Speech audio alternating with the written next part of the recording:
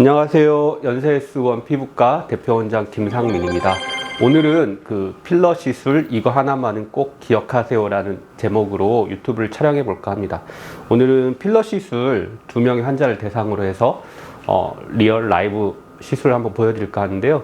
한 명은 코 시술을 할 거고 다른 한 명은 눈물도랑하고 팔자, 턱을 한번 시술해 볼까 합니다.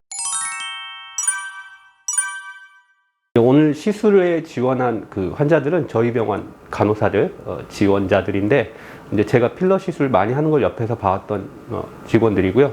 오늘 필러 재료는 업체에서 제공한 필러를 가지고 한번 시술해 볼까 하는데요.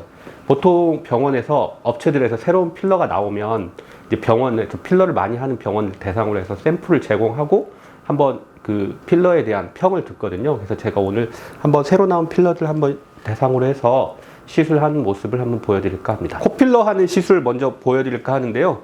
우선 디자인을 하는 모습을 보여드리겠습니다. 간단히 디자인을 좀 하고요.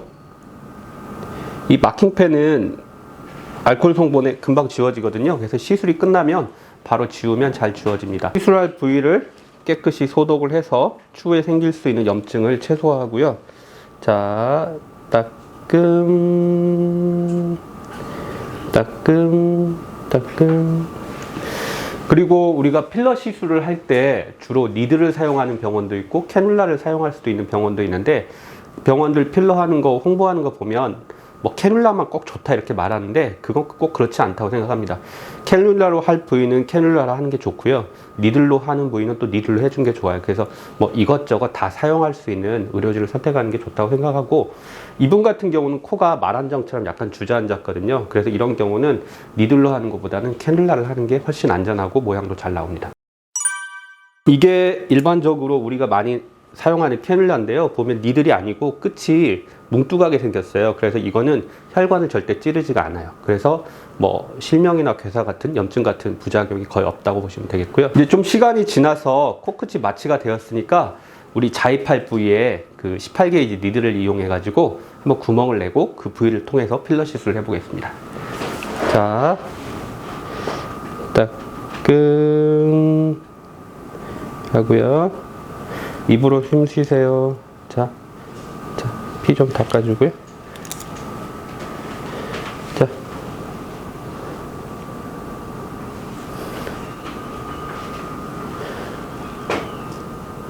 따끔.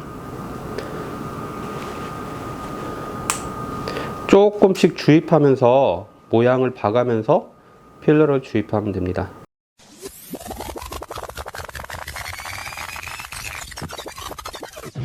필러를 충분히 주입했으면 마지막에 깨끗한 꺼즈를 이용해 가지고 몰딩이라는 과정을 겪게 되는데요. 몰딩은 이제 주조하다라는 뜻인데, 이렇게 조물조물 만져져 가지고 모양을 잡는 겁니다. 그래서 코필러 시술 같은 경우는 되게 1분도 안 걸려요. 금방 할 수 있고, 우리 동양인 같은 경우는 선천적으로 이제 코가 많이 낮아서 고민들이 많으실 텐데, 수술을 하실 수도 있지만 간단히 피부과 병원 들러서 한 5분도 안 되는 시간에 자기가 원하는 모양의 코를 가질 수 있다는 게 굉장히 매력적인 시술이라고 생각합니다. 보통은 한 일주일 정도 있다가 리터치를 한 번 더 해드리거든요. 그러니까 환자분이, 고객분이 원하는 높이나 이런 거를 의료진하고 다시 한번 상의를 해가지고 그만큼 다시 모양을 한번 봐드리게 됩니다. 너무 한 번에 확 변하면 본인도 좀 그렇고 주변 사람도 많이 알아보니까 처음에는 자연스럽게 적당히 높이고 한 일주일 정도 있다가 다시 거기서 약간 리터치 하는 식으로 하는 게 좋습니다. 우리 연령대에 따라서 필러를 많이 하는 시술 부위가 좀 달라요. 우리 아까처럼 젊은 20대 초중반의 아가씨들은 주로 시술하는 부위가 어디냐면 갸름한 턱을 원해요. 그래서 사각턱 보톡스나 윤곽주사를 맞으러 오면서 턱 필러를 많이 하거나 코 필러 같은 걸 많이 하는데, 우리가 30대, 40대, 50대 이상의 중년 여성분들은 어떤 시술을 많이 하냐면 보통 안티에이징에 관심이 많습니다. 나이가 들면서 얼굴이 정수리부터 계속 늘어지거든요. 그래서 이전에는 안 그랬는데 눈밑이 휑해지고 앞광대가 꺼지고 팔자가 처지고요. 이런 부위들을 필러로 좀 완충해주면 되게 볼륨감이 있고 좋거든요. 그래서 이런 부위를 시술 많이 하게 되고, 턱도 중년 여성들도 시술해주면 어떤 효과가 있냐면 얼굴이 V라인이 되는 효과가 있어요. 그래서 울세라나 뭐 써마지 같은 리프팅을 하면서 사각턱 보톡스도 맞으면서 턱 필러도 같이 해주면 굉장히 좋은 효과가 있습니다. 오늘의 주제가 필러 시술 이거 하나만은 꼭 기억하자라는 건데요. 우리가 필러 시술 잘하는 병원을 선택할 때 환자분들이 고심이 많으실 텐데 아마 여러 가지를 비교하시게 될 거예요. 그러니까 전문의인지 아닌지, 성형외과로 갈 것인지, 피부과로 갈 것인지, 의사 선생님이 어느 대학을 나오셨는지, 강남에서 많이 봉직 생활을 하셨는지 여러 가지 보셨을 텐데 제 생각에는 가장 중요한 거는 필러 시술을 많이 해봤냐 안 해봤냐가 가장 중요한 것 같아요. 필러를 최소 아무리 못해도 5년 이상은 한 선생님한테 하시면 어떤 선택을 하셔도 최소 80점 이상은 된다고 생각을 해요. 그러니까 다른 요인들에 너무 현혹되지 마시고 저희 병원 같은 경우는 제가 단독으로 시술을 하고 거의 10년 이상 필러 시술을 해왔는데 또 얼마나 오래 해왔느냐도 중요하지만 하루에 몇 케이스 이상 꾸준히 해왔느냐도 중요하기 때문에 그런 점들 보시고 또 해당 병원을 방문하시면 실장들이 그 병원의 시술 전후 사진들도 많이 보여주거든요. 그러니까 그런 자료들이 잘 구비되어 있는지도 확인해 보시는 게 좋을 것 같습니다. 특히 턱 같은 경우는 되게 안전해요. 그러니까 뼈에 터치해서 필러를 넣게 되면 제일 안전하거든요. 그리고 팔자 같은 데도 먼저 시작하게 되는데 팔자는 혈관이 많고 눈으로 가는 혈관이 있어서 좀 위험할 수도 있는데 뼈에 닿아서 그 부위에 리거지먼트를 해주고 안전하게 천천히 주입하면 이 부위도 쉽게 할 수 있는 부위입니다. 근데 이제 필러 시술 부위 중에 좀 난이도가 있는 부위가 있어요. 거기가 어디냐면 눈물도랑입니다.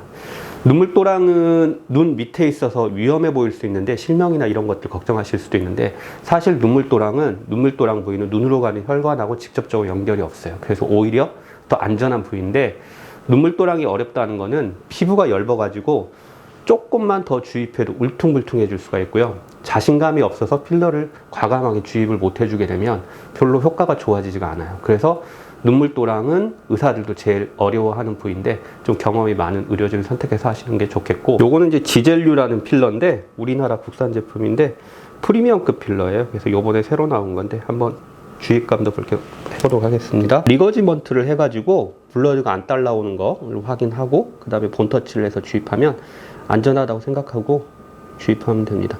근데 한 번에 막 넣는 게 아니고요. 약간 턱 모양을 잡아가면서 이렇게 조금씩 바늘을 뒤로 빼면서 갸름하게 넣어주는 게 좋고요.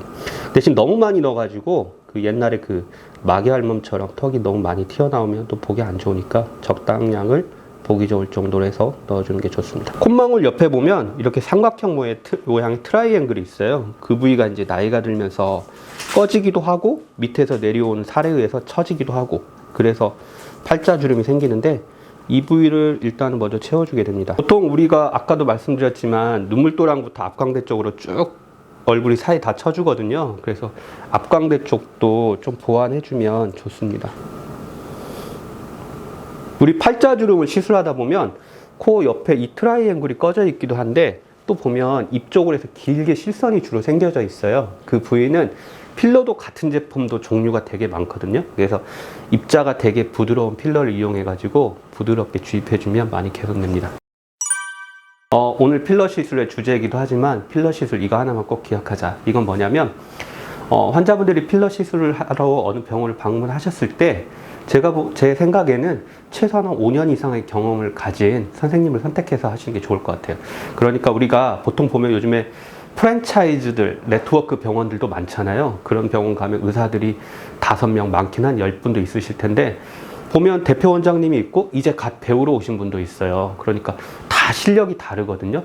근데 내가 반대가 돼서 생각해 봐도 내 소중한 몸을 이제 갓 배우시기 시작하신 분한테 맡긴다는 건 굉장히 무섭잖아요. 그래서 제 생각에는 어느 병원을 선택하시든지 해당 시술을 5년, 10년 이상 오래 한 선생님한테 받으시는 게 좋고 오래 했다고 또 많이 하는 건 아니거든요.